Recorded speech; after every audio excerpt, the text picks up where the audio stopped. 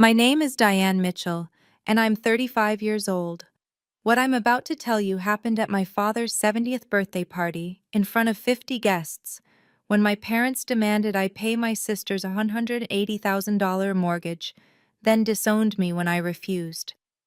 They said I was no daughter of theirs, told me to never come back.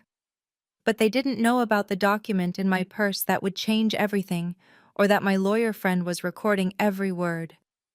Before I share how my entire family turned against me in a matter of minutes, please take a moment to like and subscribe, but only if you genuinely enjoy this story.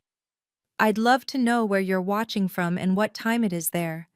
Drop a comment below. I read every single one. It's been 6 months since that night, and I'm finally ready to talk about it. Not for sympathy, but because I know there are others out there dealing with family financial manipulation, being called selfish for having boundaries, being the family ATM while watching others get endless support. So let me take you back to that Saturday evening in March, when everything I thought I knew about family loyalty was shattered and rebuilt into something stronger. The Marriott ballroom looked perfect that night, gold and burgundy decorations everywhere, happy 70th Robert banners stretching across the walls. My father had worked 40 years in banking, and this party was meant to be his victory lap. 50 guests filled 5 round tables, each one decorated with photos from Dad's career milestones. I arrived early to help with setup, as always, the responsible daughter. While arranging place cards, I noticed Sarah's family had the table closest to Dad's, while I was seated with distant cousins. Small detail, but it set the tone. "Diane, sweetie, you look tired," Aunt Martha said, air kissing my cheek. "Still no husband to help with life?" I smiled politely. "Just busy with tax season, Aunt Martha. Business is good." At 7:30, Sarah finally arrived with James and their 2 kids. She looked frazzled, whispering urgently with Mom near the gift table. Mom kept glancing at Dad, nodding at whatever Sarah was saying.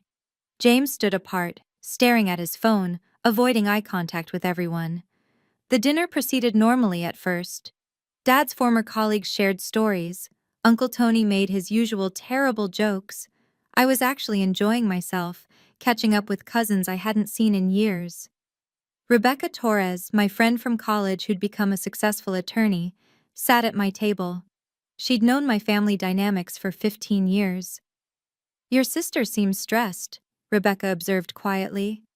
"When isn't she?" I replied, watching Sarah down her 3rd glass of wine. At 8:45, the cake arrived. 3 tiers of chocolate perfection. We sang happy birthday, Dad blew out the candles, and everyone applauded.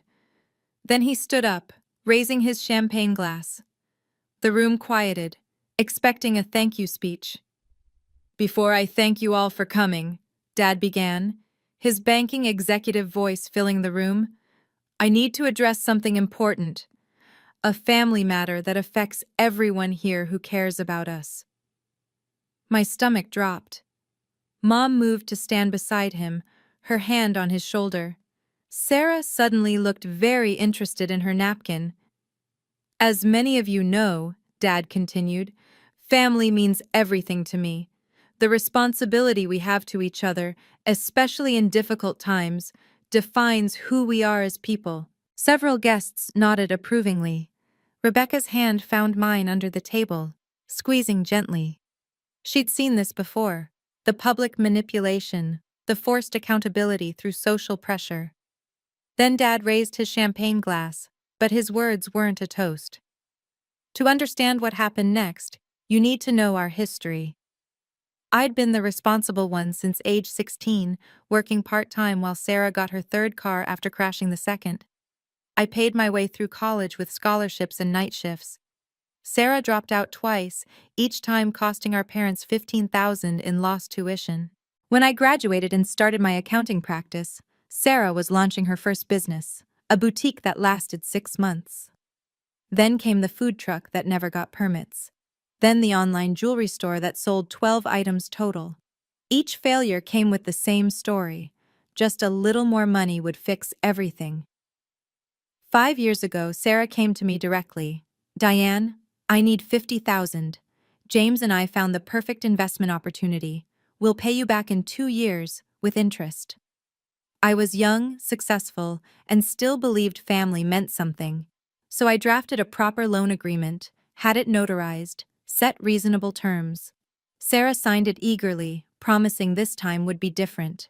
That was March 2019. By March 2020, the excuses started. The pandemic. The kids needed things. James lost his job. Always something. Never any payments. Not even the interest. Meanwhile, I watched my parents pour money into Sarah's life. Dance lessons for her kids, while telling me I was too focused on career to understand family priorities. A new SUV for Sarah when her old one broke, while reminding me that successful people don't need help. Every holiday, Sarah would cry about her struggles, and Mom would shoot me meaningful looks about helping your only sister. But I kept that signed loan document, updated the interest calculations quarterly, kept every text where Sarah promised to pay next month, because somewhere deep down I knew this day would come. Sarah and James are about to lose their home, Dad announced to the silent room. They've fallen behind on mortgage payments, and the bank will foreclose next month unless they can pay the full arrears. Gasps rippled through the crowd. Sarah started crying on cue, James still staring at his phone. The amount needed is $180,000, Dad continued. As a family, we cannot let Sarah's children become homeless, which is why Diane has agreed to handle this situation. My wine glass stopped halfway to my lips. I'm sorry, what? Don't be modest, sweetheart, Mom chimed in, her voice sweet as poison. You're the successful one, the one with no responsibilities except yourself. This is what family does. 50 pairs of eyes turned to me. I saw judgment in some, pity in others, expectation in most. I haven't agreed to anything, I said carefully. Dad's face darkened. Sarah is your sister. Her children are your nephews. You make more in a year than James has seen in 3. That's not— It's okay, Diane, Sarah interrupted, tears streaming. I know you've never understood what it's like to struggle, to have children depending on you, to watch everything fall apart despite trying your best. The room's sympathy shifted entirely to her. Poor Sarah, the struggling mother, mean Diane, the selfish career woman. We're not asking for a gift, Mom added. Just family helping family. You can afford it. Everyone turned to look at me. The silence stretched like a taut wire. Aunt Martha nodded approvingly at my parents' reasonable request. Uncle Tony muttered something about family values to his wife. Even Dad's former colleagues seemed to side with the narrative. Successful single woman should obviously rescue struggling family. She'll do it, Cousin Jennifer said loudly. Diane's always been good with money. What's the point of having it if not to help family? A wave of agreement rippled through the room. I caught fragments of whispered conversations. Must be nice to have that kind of money. Poor Sarah, 2 kids and all. About time Diane stepped up. Sarah's children, 8 and 10, looked confused and scared. The older one, Tyler, kept asking, Are we really going to lose our house, Mom? Sarah hugged them dramatically, shooting me a look that said, How can you do this to them? James finally looked up from his phone, but not at me. He stared at the exit door like he wanted to bolt. His jaw was clenched, hands shaking slightly. Strange reaction for someone about to be saved. Rebecca remained silent beside me, but I noticed her phone was now on the table, screen facing down. The tiny red recording light was visible only to me. She'd started documenting this without being asked. 15 years of friendship meant she knew exactly where this was heading.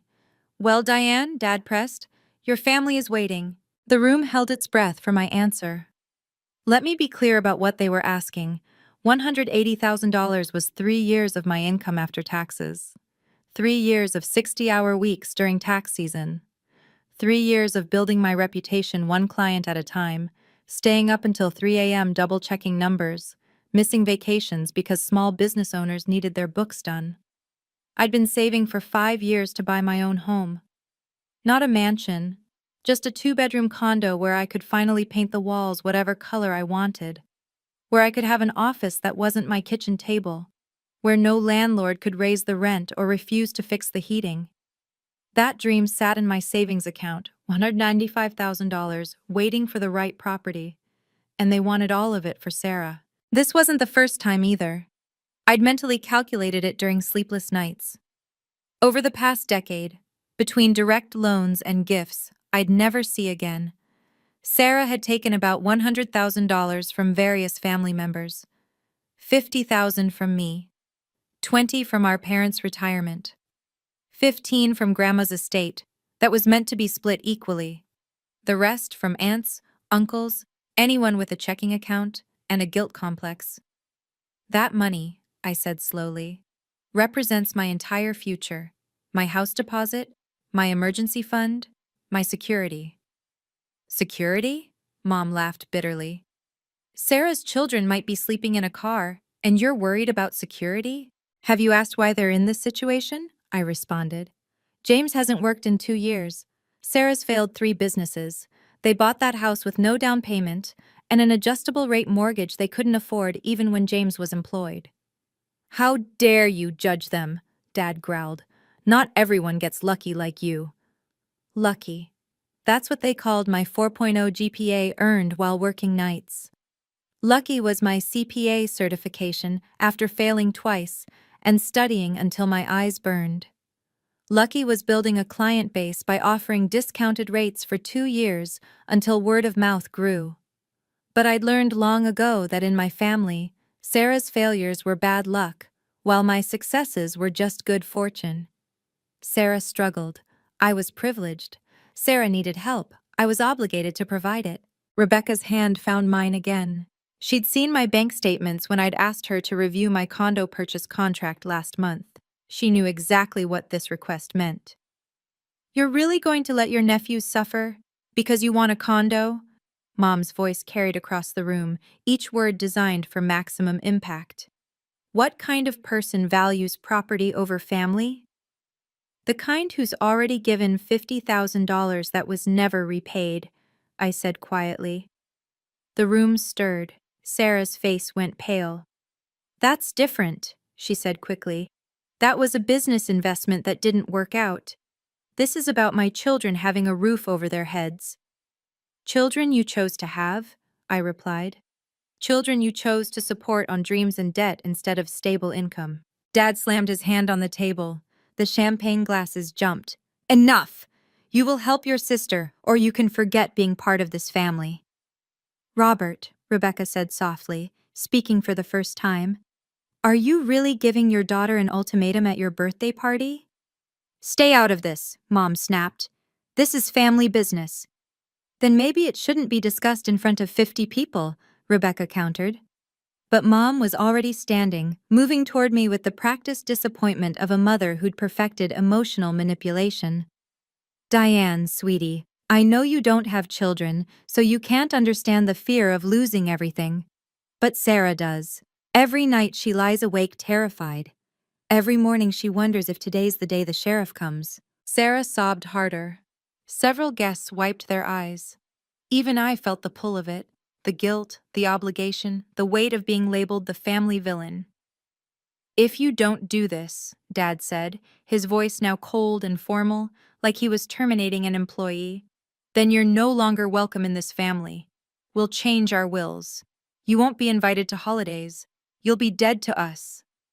Dead to us, Mom repeated. Is that what you want? To orphan yourself over money? My hands were shaking now, but not from fear, from rage, from exhaustion, from 15 years of being the family ATM while being told I was selfish for having boundaries. So let me understand, I said, standing slowly. If I don't give Sarah 3 years of my income, money I worked for, saved for, planned my future with, I'm no longer your daughter? That's exactly what we're saying, Dad confirmed. I stood up slowly, my hands surprisingly steady. If you've ever been in a situation where family expected you to sacrifice everything while they took no responsibility, type boundaries in the comments. I'm curious. What would you have done in my position? Would you have paid, or would you have stood your ground? Let me know below, and don't forget to hit that like button if this story resonates with you. Now, let me tell you what happened when I finally spoke up. I'm sorry, but I cannot and will not pay for Sarah's mortgage. The words came out clear and steady, though my heart was racing. Every face in the room turned to stone. Cannot, Dad repeated, or will not. Both. I cannot destroy my financial future for someone else's repeated poor decisions, and I will not enable this pattern any longer. Enable? Sarah shrieked. I'm about to be homeless. You're about to face consequences, I corrected. There's a difference. How can you be so cruel? Mom demanded. Is it cruel to expect adults to handle their own responsibilities? Is it cruel to keep the money I earned? Is it cruel to say no to being financially abused? The phrase financially abused rippled through the crowd like a stone in water. Some guests shifted uncomfortably, others leaned forward, sensing drama. James still hadn't said a word. He sat frozen, knuckles white as he gripped his phone. When I mentioned financial abuse, he flinched visibly. You're twisting this, Dad said. We're asking for help, not abusing anyone. You're demanding money in front of 50 people, threatening to disown me if I refuse. What would you call it? Rebecca's phone shifted slightly, ensuring it captured everything. Two of Dad's former colleagues exchanged glances and quietly stood to leave, clearly uncomfortable with the situation. Sit down, Dad barked at them. We're not done here. But I was just getting started. You ungrateful bitch, Sarah snarled, the tears suddenly gone. Everything always came easy to you. Perfect grades, perfect job, perfect little life with no responsibilities. Sarah! Mom gasped, but not at the insult, at the mask slipping. No, Mom, let me talk. She sits there in her nice apartment, buying designer clothes, taking vacations, while I struggle every single day. My kids deserve better than a selfish aunt who hoards money like a dragon. Designer clothes? I laughed bitterly. I shop at Target. That vacation? A weekend in Boston for a continuing education conference. But you wouldn't know that because you've never asked about my life unless you needed money. Because your life is boring, Sarah shouted. Numbers and spreadsheets and no one to love you except your bank balance. The room collectively gasped. Even Mom looked shocked. At least my bank balance doesn't lie to me, I shot back. It doesn't promise to pay me back and then buy a new car instead. How dare— The Toyota Highlander, I continued. 2021 model, $40,000. Bought 3 months after you borrowed $50,000 from me for an emergency. I have the Carfax report. Sarah's mouth opened and closed like a fish. James had gone completely pale. That's enough, Dad roared. You're not just selfish, you're vindictive, keeping track of every penny like we're strangers instead of family. Strangers would have paid me back, I said. Mom started crying, the theatrical kind meant to guilt me into submission. I can't believe I raised such a heartless daughter. What did we do wrong? Rebecca was typing something on her phone now, her lawyer instincts clearly activated. Several more guests were edging toward the exit.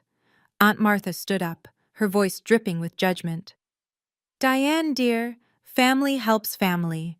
When you're old and alone, you'll regret this selfishness. She's right, Uncle Tony added. What's money compared to blood? You can always make more money. Then why don't you pay? I asked him directly. He sputtered. Well, we don't have that kind of— Exactly. You don't have it.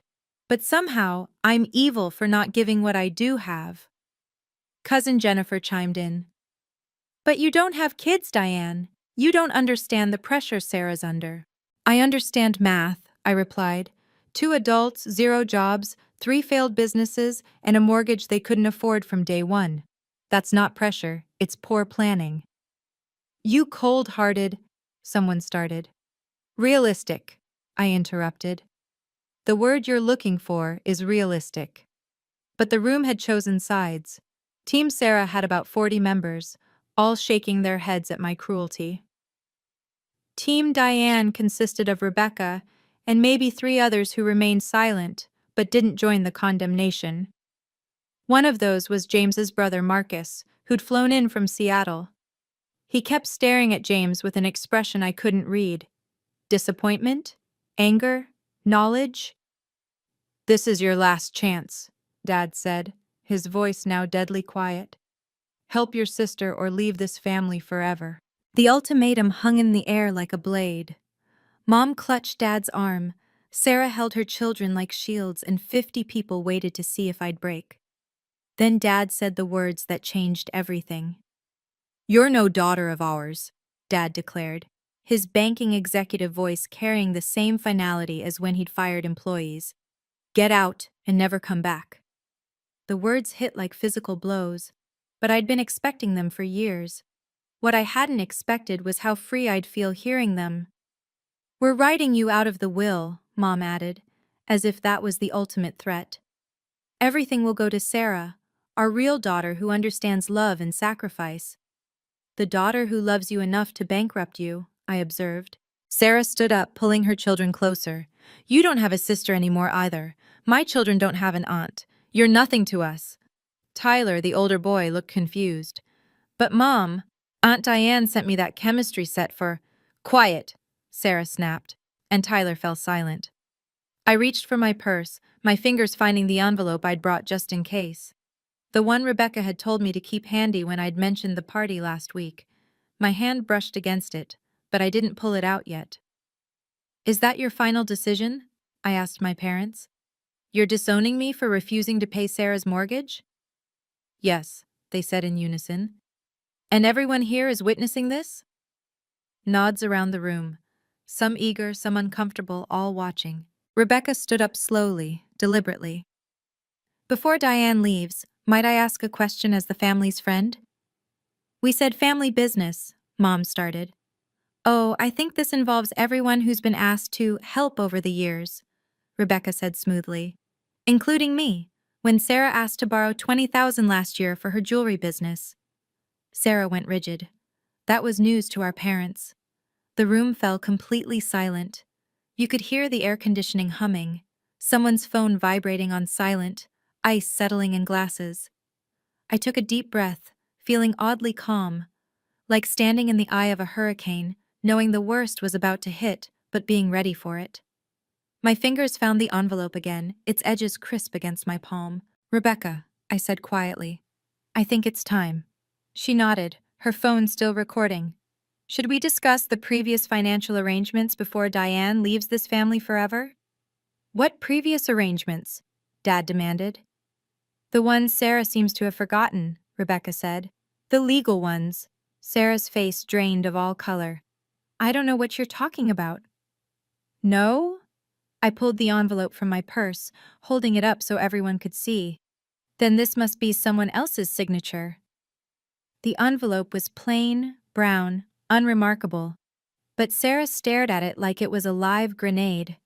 James made a strangled sound, the first noise he'd made all evening. "What is that?" Mom asked, but her voice had lost its certainty. "Something that should have been addressed 5 years ago," Rebecca said, now in full lawyer mode. "Something that changes the entire context of tonight's demands." Marcus, James's brother, suddenly spoke up from the back. "Is that what I think it is?" All eyes turned to him. "You knew?" James whispered, speaking for the first time all night. "I told you to tell them," Marcus replied. "I told you this would come back." "Tell us what?" Dad's voice was sharp now, confused, the control slipping.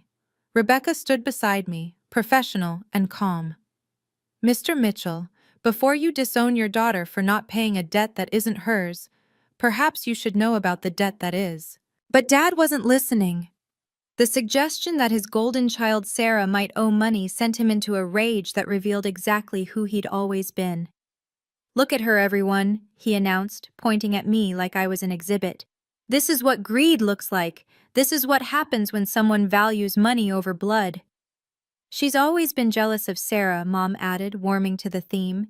"Sarah who gave us grandchildren. Sarah who includes us in her life. Sarah, who calls every day while Diane can't even remember our birthdays without her phone reminder. The lies stung because of the grain of truth. I did use phone reminders for everyone's birthday, anniversary, and important events. It's called being organized. Remember Christmas? Sarah piled on, tears streaming again. She showed up 2 hours late with store-bought cookies while I made everything from scratch.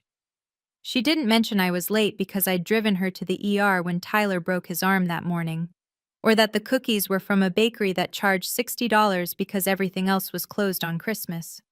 Selfish, someone muttered. Cold, another agreed. No wonder she's alone, Aunt Martha stage whispered. Dad continued his performance. We gave you everything. Private tutors when you struggled with math. I never had tutors. That was Sarah. The car for your 16th birthday. I bought my own car at 18 with money from 3 jobs. And this is how you repay us? By keeping score? By refusing to help your sister when she needs you most? Some guests were recording now, phones held up to capture my humiliation. Tomorrow this would be on Facebook, twisted into whatever narrative made them feel righteous. She probably has millions hidden away, someone speculated. These accountant types always do. While her own family suffers, another added. But something interesting was happening. A few people, Dad's former colleague Richard, our neighbor Mrs. Wilson, and Rebecca's law partner who'd come as her +1, weren't joining in. They watched with expressions of growing discomfort, even disgust. This is wrong, Mrs. Wilson said quietly, but in the silence everyone heard her. What's wrong, Dad replied, is raising a daughter who chooses money over family. That's when Rebecca cleared her throat. Sarah saw her opportunity and took it, collapsing into a chair with perfectly timed sobs. I tried so hard, she wailed. Every business, every opportunity, I just wanted to provide for my babies. She pulled Tyler and Emma onto her lap, though Tyler looked uncomfortable with the display. Mommy's sorry we're going to lose our house, babies. Aunt Diane doesn't think we deserve help. But Aunt Diane, Emma started. Shh, sweetie. Aunt Diane made her choice. Sarah turned to the crowd, mascara strategically smeared but not too messy. You don't understand what it's like. James got laid off through no fault of his own. My boutique failed because of COVID. The food truck was sabotaged by competitors. The jewelry business was funded by a loan from me that you never mentioned to Mom and Dad, Rebecca interrupted. Sarah's mouth snapped shut. And the boutique failed in 2018 before COVID, I added. The food truck never had permits because you never applied for them. The jewelry business sold 12 items, all to family members who felt obligated. You're twisting everything, Sarah cried. James, tell them! But James remained silent, staring at his hands. His brother Marcus moved closer to him, placing a protective hand on his shoulder. Tell them what, Sarah? Marcus asked. About the gambling? About the… Shut up! Sarah shrieked, her victim mask slipping completely. The room stirred. Gambling? That's being handled, Sarah said quickly. It's not relevant. Isn't it? Rebecca asked. James, would you like to share why you really lost your job? James looked up finally, his eyes meeting mine with an expression I'd never seen before. Apology mixed with relief. Don't you dare, Sarah hissed at him. Or what? He asked quietly. You'll take the kids? You'll leave me? You've been threatening that for 2 years while spending every penny I don't have. Mom stood up, confused and angry. What is going on, Sarah? But Sarah had run out of tears, out of manipulations. She just sat there, holding her children like shields while her carefully constructed victim narrative crumbled around her. Before we get to the shocking revelation, I want to ask you something. Have you ever kept evidence of family loans, knowing you might need it someday? Drop a ye in the comments if you have, or que if you think family agreements should just be based on trust. Also, what do you think is in that envelope? Share your guesses below. Now, here's where everything turned around. Before we discuss new financial obligations, should we address the existing ones? Rebecca's voice cut through the chaos with surgical precision. Who the hell are you to interfere? Dad demanded. Rebecca Torres, senior partner at Torres, Blackwood and Associates. She pulled out a business card, placing it on the table. I'm also someone who's watched this family dynamic for 15 years, and frankly, Mr. Mitchell, what I've witnessed tonight could constitute coercion and financial abuse. This is ridiculous. Is it? Rebecca pulled out her phone. I've been recording this entire confrontation. 50 witnesses just heard you threaten to disown your daughter if she doesn't pay a debt that isn't hers. That's textbook financial coercion. Recording without consent is illegal, Mom said triumphantly. Not in a public venue with no reasonable expectation of privacy, Rebecca corrected. This is a hotel ballroom with 50 guests. Everything said here is admissible. The legal terms made several guests shift nervously. This wasn't family drama anymore. It was potentially a legal matter. Now, Rebecca continued, before Diane is thrown out of this family for refusing to enable further financial irresponsibility, shall we discuss the $50,000 Sarah already owes her? That was a business investment, Sarah protested. No, it was a loan. A documented, notarized loan with specific repayment terms. Rebecca looked at my parents. Were you aware your daughter Sarah signed a legal promissory note 5 years ago? The silence was deafening. Of course not, Rebecca continued. Because Sarah told you it was a gift, didn't she? Just like the $20,000 she tried to borrow from me was supposed to be a gift. Just like the $15,000 from your mother's estate that was meant to be split equally somehow all went to Sarah. How do you know about, Mom started. Because unlike your family, I believe in documentation, Rebecca said. And so does Diane. I opened the envelope slowly, pulling out the notarized document. The gold seal caught the light from the chandelier as I unfolded it. This is a promissory note dated March 15th, 2019, I said, my voice steady. Signed by Sarah Mitchell and notarized by Jennifer Huang, licensed notary public of Massachusetts. Sarah lunged forward. That's private! Private? I held it up. You made it public when you accused me of never helping you. Read it, someone called out. Mrs. Wilson, our neighbor. I cleared my throat. Loan agreement between Diane Mitchell, lender, and Sarah Mitchell, borrower. Principal amount, $50,000. Interest rate, 5% annually. Repayment terms, 24 monthly installments beginning June 2019. That's not what we agreed, Sarah stammered. Your signature says otherwise, Rebecca noted. And the notary's seal confirms you signed it willingly, in sound mind, with full understanding of the terms. Dad snatched the paper from my hands, his banking experience kicking in as he scanned it. His face went through several expressions: disbelief, recognition, anger. This is real, he said quietly. Of course it's real, I replied. I learned from the best, didn't I, Dad? You always said to document everything. But Sarah said, Mom trailed off, looking at her younger daughter with new eyes.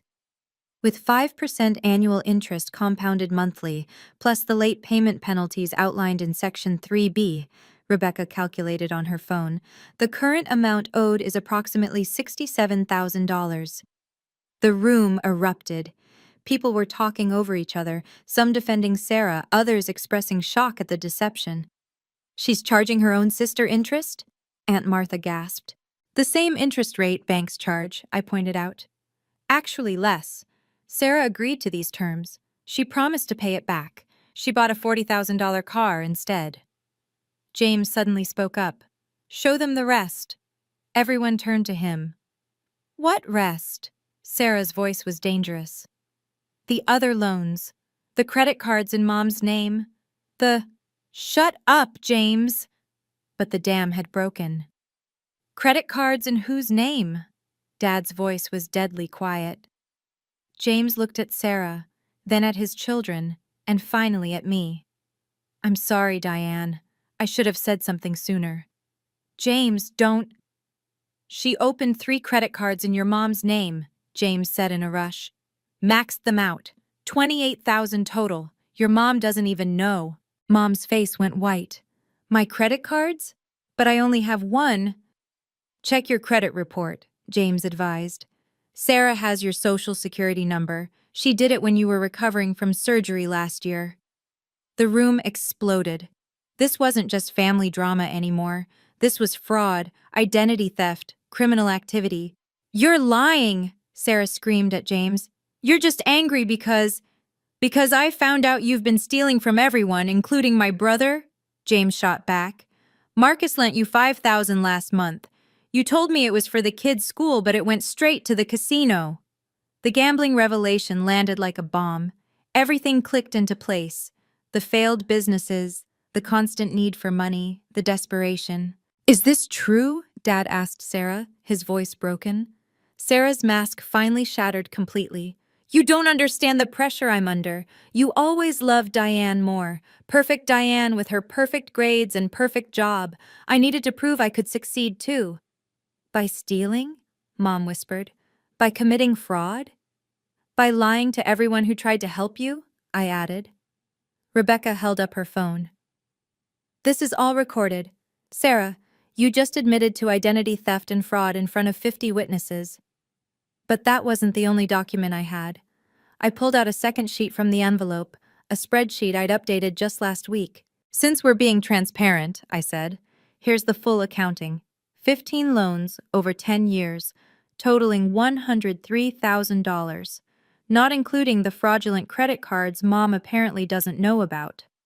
I read from the list. June 2014, $5,000 for emergency medical bills, used for vacation to Cancun. I have the Instagram posts. December 2015, $8,000 for car repairs. Bought a Louis Vuitton bag and jewelry. Credit card statements confirm. March 2016, $12,000 for the boutique. Never paid rent. Shop closed in 6 months. September 2017, $3,000 for kids' school. Public school is free. Money went to casino. Stop, Sarah begged. But I continued, listing every loan, every lie, every broken promise. The room was silent except for my voice and Mom's quiet crying. Total from me, $50,000. From Mom and Dad, $38,000. From Grandma's estate, $15,000.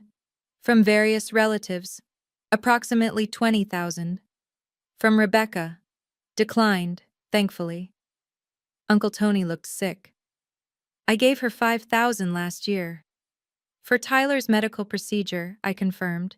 Tyler never had surgery. The money was for, Sarah started. The casino, James finished. It's always for the casino. She's lost everything we've ever had and everything everyone's ever given us. Marcus nodded. She asked me for money monthly. I finally said no. That's when she started with Mom's credit cards. Would you like me to continue with the full list? I asked the room. Given the documented loan and Sarah's admission of fraud, Rebecca announced, Diane would be within her rights to pursue both civil and criminal action. You wouldn't, Mom gasped. She's your sister. The sister who just disowned me? I asked. The sister who's stolen from you? I turned to Sarah. You have 90 days to repay the documented loan, $67,000.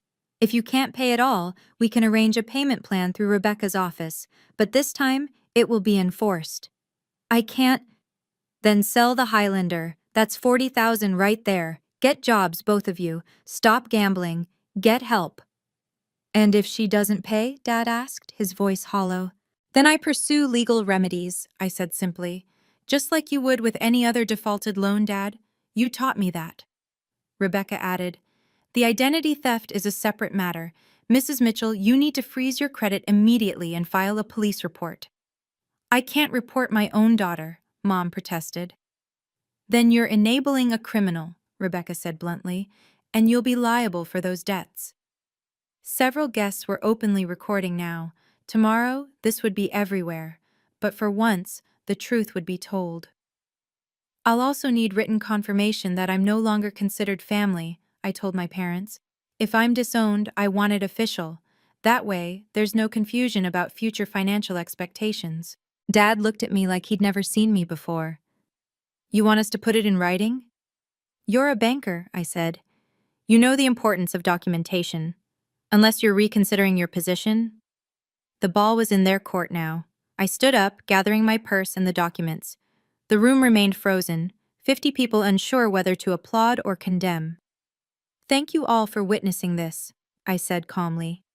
It's important to have accountability in families, don't you think? Mrs. Wilson started clapping, slowly, deliberately. Richard, Dad's former colleague, joined her, then Marcus, then 3 others. Not a standing ovation, but an acknowledgement that truth had finally been spoken. Where are you going? Mom asked, her voice small. Away from here. You made it clear I'm no longer family. I'm simply honoring your wishes. Diane, wait, Dad started. I'll give you 90 days to repay the documented loan, I repeated to Sarah. My attorney will be in touch. Rebecca stood with me, professional and composed. Mr. and Mrs. Mitchell, I suggest you consult with an attorney regarding the identity theft. And Sarah, I recommend you seek help for gambling addiction. There are resources available. As we walked toward the exit, Tyler broke free from Sarah's grip and ran to me. Aunt Diane, I'm sorry Mom lied. I hugged him quickly. It's not your fault, sweetheart. Take care of your sister. Will we see you again? I looked at my parents, at Sarah, at the wreckage of what had been my family. That's up to your parents.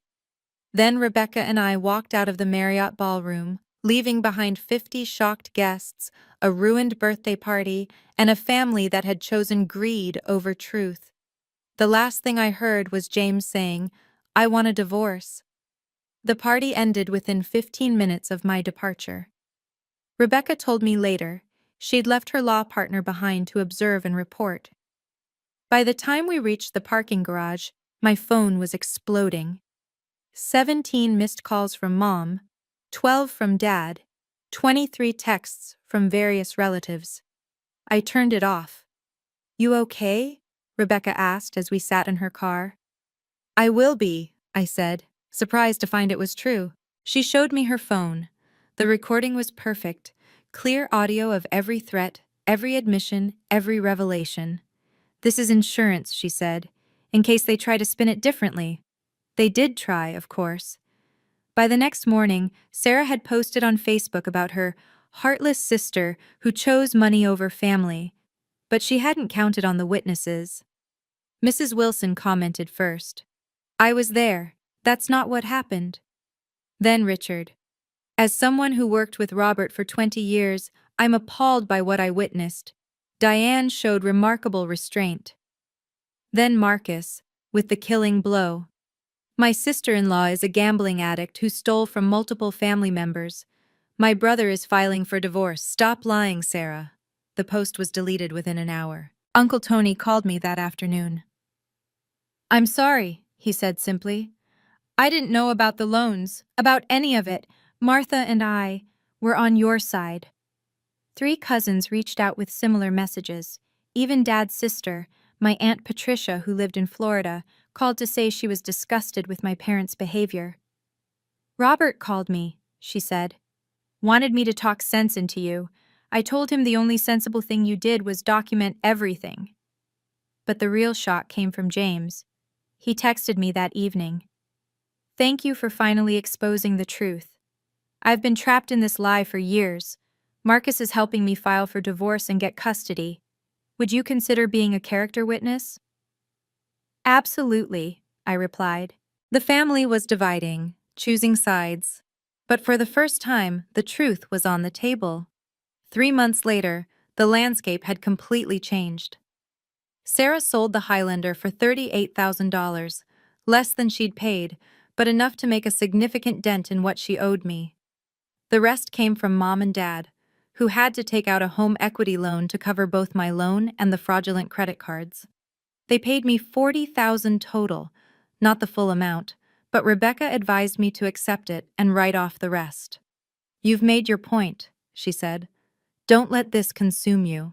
James's divorce was finalized in record time. Sarah didn't contest it. She couldn't, not with the evidence of gambling addiction and fraud. James got primary custody, with Sarah having supervised visitation until she completed a gambling addiction program. He sent me a thank you card with a picture of Tyler and Emma at their new apartment, looking happier than I'd seen them in years. Mom and Dad aged 5 years in those 3 months. The home equity loan meant they couldn't retire when planned. Dad had to keep working, and the golden retirement party he'd imagined would never happen.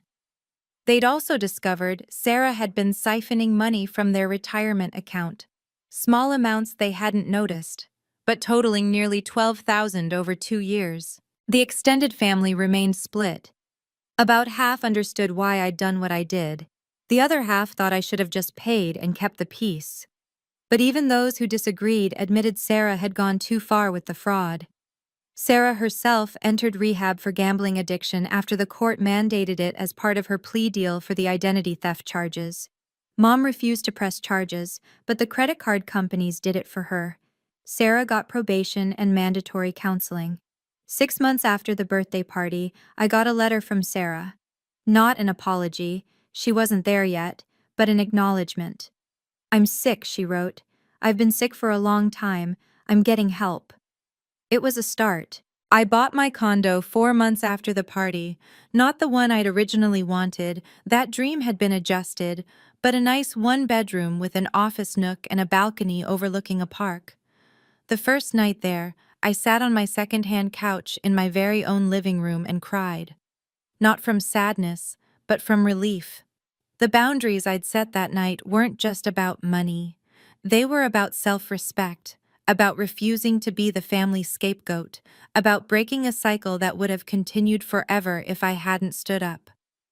I learned that family isn't about blood, it's about respect. It's about people who see your worth beyond your bank account.